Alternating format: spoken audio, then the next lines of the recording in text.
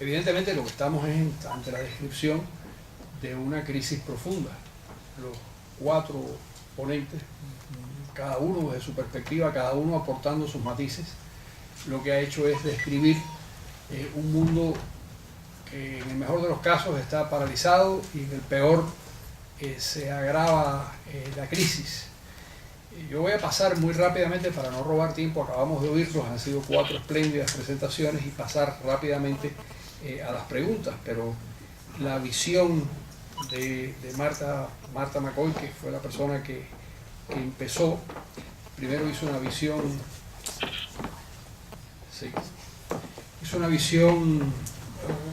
es decir, pasó rápidamente sobre la situación en Centroamérica, de lo que parecía ser muy provisorio en 1990, con la elección de Violeta Chamorro y el principio y el fin del sandinismo, y además el fin en ese momento del comunismo. El mundo vivía un minuto muy especial cuando se inicia la democracia en Nicaragua, pero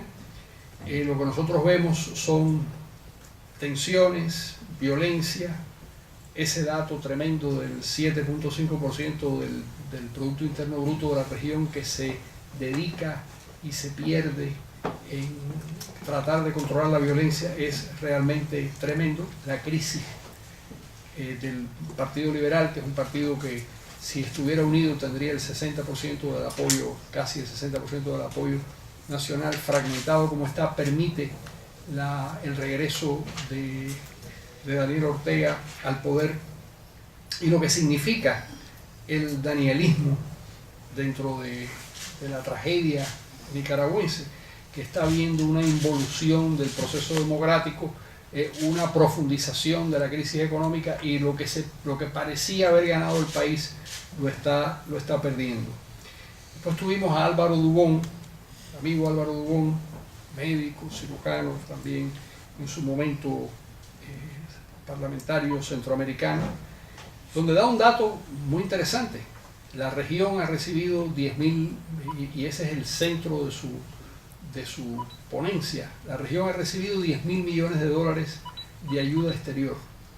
y esos 10.000 millones de dólares no le han servido a Centroamérica para efectivamente reducir sustancialmente los niveles de pobreza, para dotar de estabilidad política a los países. Les recuerdo, le agrego un dato a lo que dice Álvaro Dubón. El Plan Marshall, es verdad que han pasado muchos años, que no es lo mismo un dólar en el año 2000 que un dólar en 1950, pero el Plan Marshall era para toda Europa, y el Plan Marshall fueron 11.000 millones de dólares. Es decir, frente a los 11.000 millones de dólares que destinó Estados Unidos para la reconstrucción de toda Europa a partir de 1947-48, en Centroamérica se han tragado 10.000 millones de dólares sin que ocurra nada sustancial en lo que debió ser la transformación del país. Debo agregar a eso que ya en la década de los 60 toda América Latina se tragó, porque realmente no hay otro verbo que utilizar, 30.000 millones de dólares de la Alianza para el Progreso, y los indicadores quedaron más o menos igual. Las razones, y aquí ha habido diversos aportes sobre las razones de la pobreza y cómo salir de ella, pero evidentemente es el gran tema latinoamericano y la asignatura pendiente de ese continente, donde, con la excepción de Chile, que ha reducido, yo diría que sustancialmente, los niveles de pobreza, del 42% que tuvo en el año 1996-97 a hoy en día, que es el 12% de la población. En Chile sí ha habido una reducción realmente muy notable de la pobreza. Algo bueno han hecho sin duda alguna, no solo en la época de Pinochet, sino sobre todo en la época de la democracia, que ya es más extenso el periodo democrático que los años de la dictadura de Pinochet. Toda la charla de Álvaro Dubón giró en torno a tratar de explicar esa paradoja de una región que recibe esa ayuda y los problemas que tiene y cómo le cuesta muchísimo trabajo salir de la situación. Pedro Trujillo ha hecho, lo ha visto, quizás la perspectiva de él es muy interesante porque es un español transterrado, como decía Madariaga, instalado en Guatemala y que tiene una visión muy objetiva de los problemas de Centroamérica y lo ve a través de los grandes índices que se publican y ese índice de gobernanza o gobernabilidad, que es otra palabra que se utiliza como sustituto, es yo creo que muy importante para explicar las razones de la pobreza y de los conflictos y de la crisis, qué es lo que sucede en la región que impide que se limite la corrupción, que genera una actitud que él señaló y yo creo que es uno de los problemas claves de la región, donde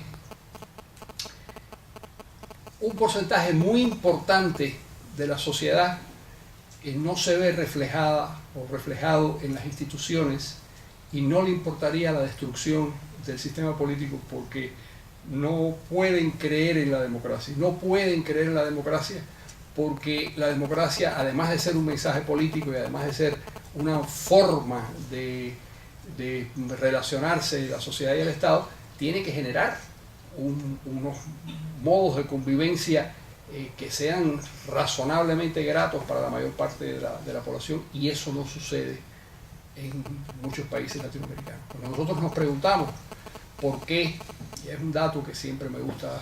recordar porque es muy preciso y además es la misma cifra, cuando el señor Hugo Chávez en 1992 intentó dar un golpe de Estado en Venezuela,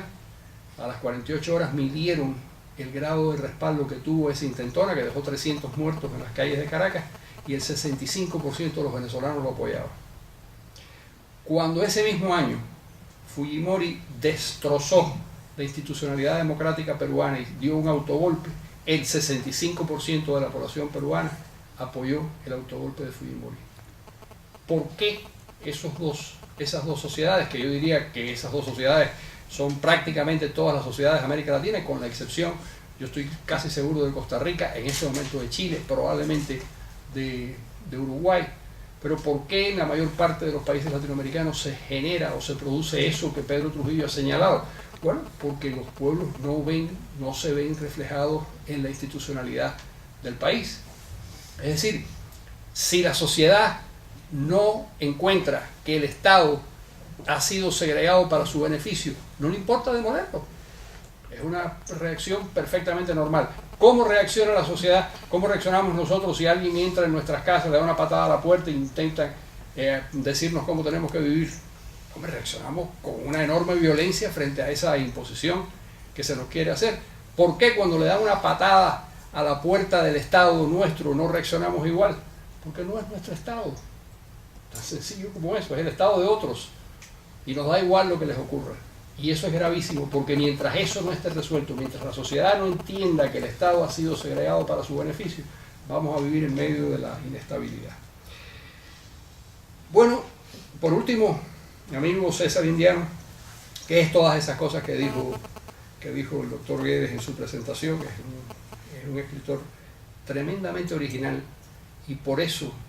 tiene un peso cada vez mayor en una sociedad como la hondureña, con una visión muy particular del rol de eso que él llama las castas y los pobres, y un libro muy interesante que acabo de leer y que me sirvió para entender muchas cosas